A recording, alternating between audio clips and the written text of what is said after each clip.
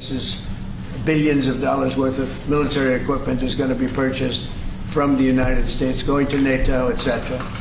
And that's going to be quickly distributed to the battlefield. The Americans are not spending a dime. The Americans are making profit. If we don't have a deal in 50 days, tariffs at about 100%, you'd call them secondary tariffs. Made a deal today where we are going to be sending them weapons. So folks, here we are again. Ukraine's out there dodging Russian missiles with a stick and a dream, and America finally decided to show up to the war it's been dramatically lurking behind like an ex at a high school reunion.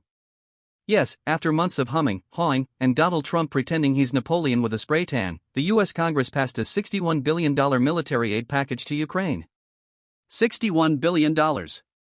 That's enough money to buy every American a waffle iron, and still have change to send Putin a glitter bomb. And how did this miracle happen? Simple. It turns out yelling Sleepy Joe on Truth Social doesn't actually pass legislation. Crazy, right? Trump tried his best, though. He told Republicans to block the aid. Why? Because he said, and I quote, Europe should be paying more.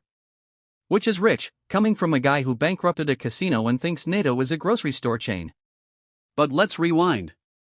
Ukraine's been begging for weapons like your friend who always asks to borrow money and somehow still owes you from 2017. They were out of artillery, low on air defenses, and staring down a Russian military that's been getting cozy near Kharkiv. Things were looking grim. Then suddenly, boom. Congress wakes up, and America's like, you get a Patriot missile.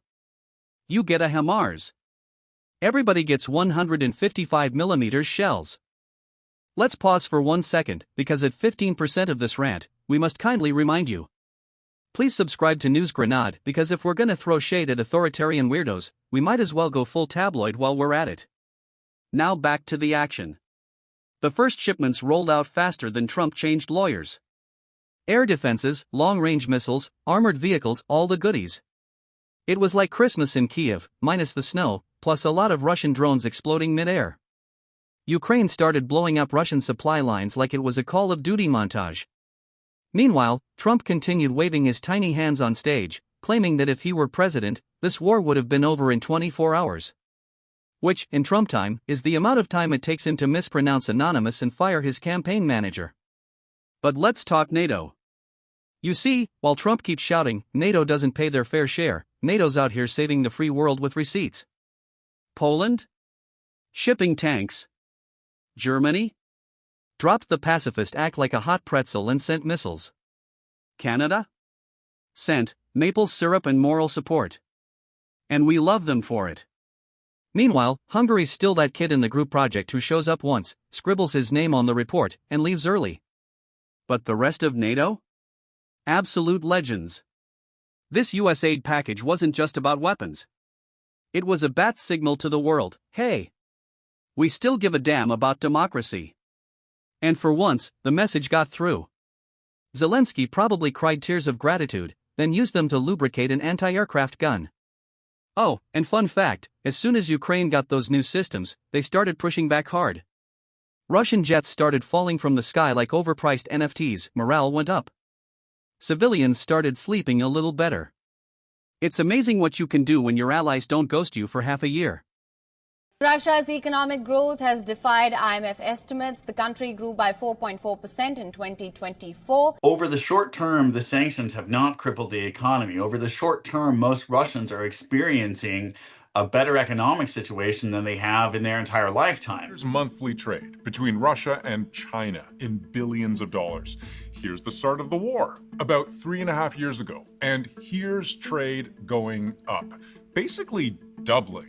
That has been hundreds of billions of dollars a year Russia could count on to fuel its war machine, of which spiked in a big way, up from pandemic lows, shooting past $100 a barrel during the early months of the war. And though the price has since dropped, Russia continues to find willing buyers. Its so-called shadow fleet of tankers, moving oil on the very world markets the West has tried to shut down. Congress is on the verge of passing the most consequential sanction package in the history of the country, a literal sledgehammer. We can do secondary tariffs without the Senate, without the House. order something on Amazon. Now add 100% to it. Now do that again. The threat of 100% tariffs on trade partners with Russia is an enormous risk factor for the global economy. It would change everything. It would destroy global trade routes. That's both power on Trump's side, but it's also power on China and India's side, because it's basically a game of chicken, saying who's going to blink first. But of course, not everyone's thrilled. Cue Trump again, holding a rally in some cow field, shouting that sending weapons is too expensive and Ukraine is corrupt. Right. This from the guy who tried to withhold aid until Ukraine gave him dirt on Hunter Biden. Project much? And can we talk about Trump's new peace plan? Apparently, his idea is to force Ukraine into a deal where they give up land in exchange for Trump not tweeting something incoherent at 3 a.m. It's like negotiating with a raccoon. You might get your trash back, but he's still gonna bite you. Meanwhile, NATO's like, we've seen this movie before.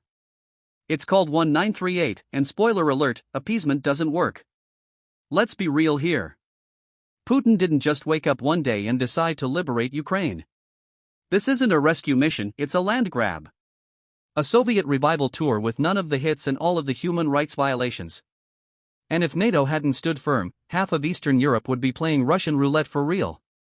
Oh hey, we're about halfway through, which means it's time for a crucial reminder. Please hit that subscribe button before Trump tries to trademark the word war. News Grenade is your #1 source for satire that explodes on impact. Back to the carnage. Now, the critics say this is just fueling the war. That sending weapons prolongs the conflict. Which sounds reasonable, until you realize the alternative is letting Putin play risk with real countries. Ukraine didn't ask for this. They didn't invade anyone. They're defending their homes, their cities, their borscht recipes. If anything, the aid came too late. While Trump was golfing and shouting at clouds, Ukrainians were rationing ammunition like it was toilet paper in March 2020. And let's not forget, every delay gave Russia time to regroup, rearm, and repost shirtless Putin pics on state TV. We make the best equipment, the best missiles, the best of everything. The European nations know that. But now, the balance is shifting. Ukraine has teeth again. And the message to autocrats everywhere is clear: NATO doesn't flinch. Sure, we bicker. Sure, Macron gets dramatic and Canada says sorry a lot. But when push comes to shove, we show up. Even Sweden showed up. Sweden. The country that's usually too polite to pick a side in a soccer match. That's how serious this is. Meanwhile, Trump continues to pitch himself as the great peacemaker. Which is weird, because the only thing he's ever made peacefully is a mess. This is a man who thinks alliances are protection rackets and that diplomacy is just yelling louder. The truth is, Ukraine's fight is our fight. It's the fight between democracy and dictatorship, between freedom and fear, between people who vote and people who pretend elections don't count unless they win. Sound familiar? And NATO? NATO's the grown-up in the room. While Trump throws tantrums about overdue dues, NATO countries are delivering tanks, ammo, and moral clarity. So what now? Well, Ukraine's got a fighting chance again. Russia's war machine is stumbling. NATO's united. And America finally did the right thing, albeit after a lot of yelling, memes, and probably a few backroom bribes involving dry sandwiches in Congress. But let's not pretend the fight's over. This isn't a Marvel movie. There's no end credit scene where Captain Ukraine punches Putin into the sun. This is going to take time, money, and a whole lot of resolve. But one thing's certain: when Ukraine wins, it won't just be a victory for Kiev. It'll be a message to every wannabe dictator from Moscow to Mar-a-Lago: the free world doesn't roll over. And for the final time, if you made it this far and haven't subscribed to News Grenade, what are you even doing? Do it now, or we'll send a very polite Canadian to your house to guilt trip you into democracy.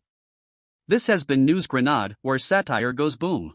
This is a purely defensive system. It basically allows them to try to protect their cities, their infrastructure, their military industrial complex. These systems will save lives in Ukraine, in the cities, in Kyiv and in Kharkiv, for instance. But it's not going to allow Ukraine to recapture territory. Not in a good position.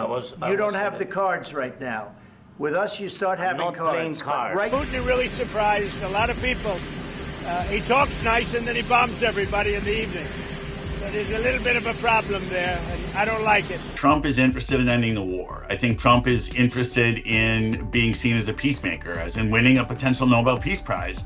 And he's doing what he has to do to do that.